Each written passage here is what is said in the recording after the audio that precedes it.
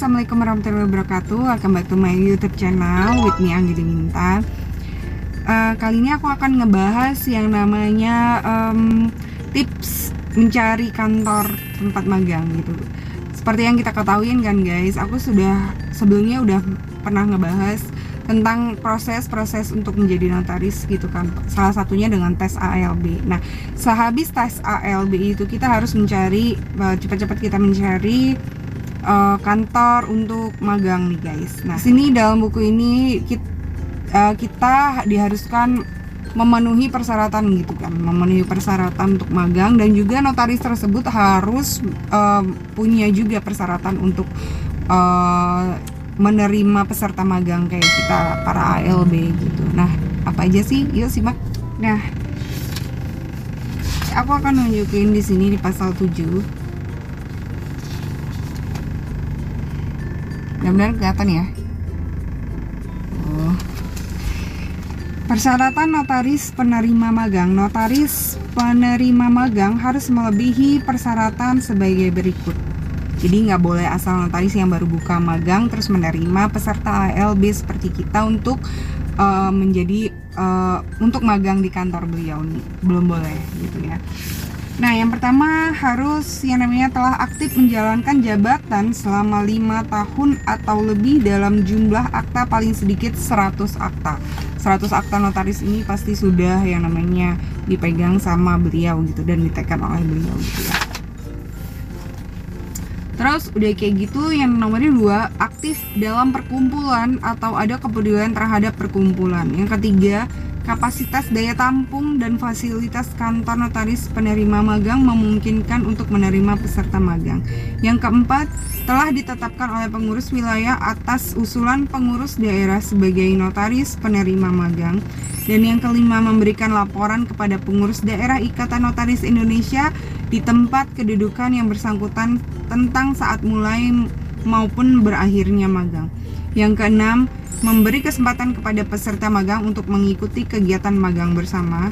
Yang ketujuh, selalu memperhatikan dan mentaati peraturan perundang-undangan tentang jabatan notaris dan program magang yang disusun dan ditetapkan Perkumpulan Ikatan Notaris Indonesia. Nah, itu tadi 7 poin yang memang harus penerima magangnya ini harus dipenuhi gitu syaratnya. Jadi nggak boleh asal notaris.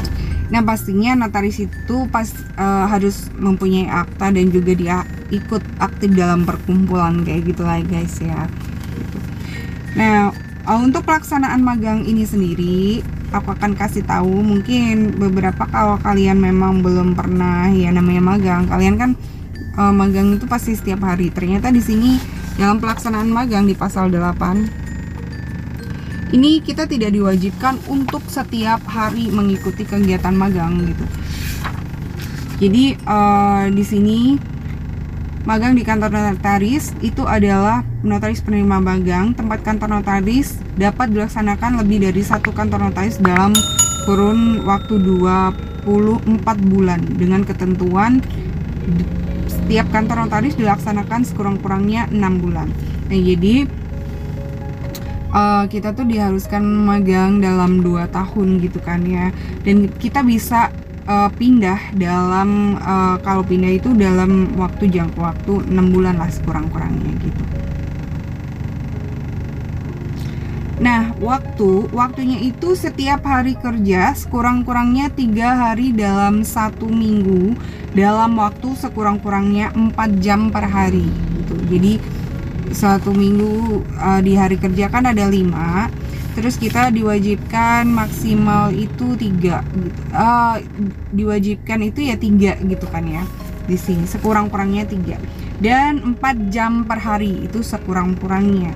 Terus kayak gitu, notaris penerima magang wajib menyampaikan laporan pelaksanaan magang di kantornya kepada pengurus daerah di tempat kedudukannya sebagai notaris. Nah, jadi notaris penerima magang ini juga wajib melaporkan nih bahwa ada anak magang nih seperti kita gitu di wilayah mereka atau di daerah mereka.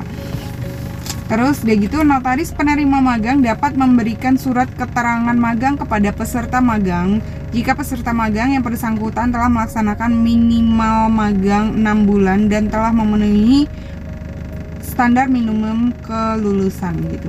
Jadi per 6 bulan kan kita ada yang namanya magang bersama dengan materi-materinya gitu. Jadi notaris tersebut harus mensupport kita, jadi nggak boleh menghalangi gitu kan. Walaupun kalau kita udah 6 bulan kita mau ikut, kita diwajibkan untuk ikut gitu, tidak boleh dihalangi. Oke. Dan yang terakhir ini pasal 9, kurikulum dan silabus. Nah, kurikulum magang dan magang bersama. Magang dan magang bersama, seperti yang kita ketahui itu magang itu kan jumlahnya 24 bulan. Per 6 bulan kita harus mengevaluasi nih atau namanya magang bersama. Jadi magang bersama ini biasanya dilakukan oleh perkumpulan Pengda atau Pengwil gitu kan, isinya notaris-notaris yang melakukan perkumpulan dan juga magang bersama. Kalian bisa dapatkan info itu melalui Instagram atau juga pastinya informasi dari notaris penerima magang di kantor kalian gitu. Dan kurikulum magang dan magang bersamanya itu adalah yang semester pertama administrasi kantor notaris, juga kode etik notaris, dasar-dasar teknik pembuatan akta terkait hukum orang dan kekeluargaan. Yang semester kedua itu adalah teknik pembuatan akta perikatan 1, perjanjian bernama dan perjanjian tidak bernama. Semester 3-nya perbankan dan akta jaminan, TPA ya, TPA pertanahan. Dan juga semester 4 teknik pembuatan akta terkait dengan perseroan terbatas dan juga teknik pembuatan akta terkait badan atau lembaga lainnya. Yang ketiga ini yang C, poin C, teknik pembuatan akta terkait dengan pewarisan. Nah, untuk silabus magang dan magang bersamanya di sini aku akan print screen ini. Mudah-mudahan kalian bisa screenshot ya. Nah, ya itu tadi penjelasan aku tentang notaris penerima magang dan juga persyaratan magang kita gitu. Jadi tetap fighting untuk perjalanan yang masih panjang ini gitu, dan mudah-mudahan kita tetap konsisten di calon-calon notaris yang handal dan juga mengerti etika hukum ya. Oke, sekian dulu, mudah-mudahan bermanfaat untuk kalian semua. Jangan lupa share, komen, like, and pastinya subscribe, karena subscribe itu gratis ya guys. Oke, see you in my next vlog, and video. Assalamualaikum warahmatullahi wabarakatuh.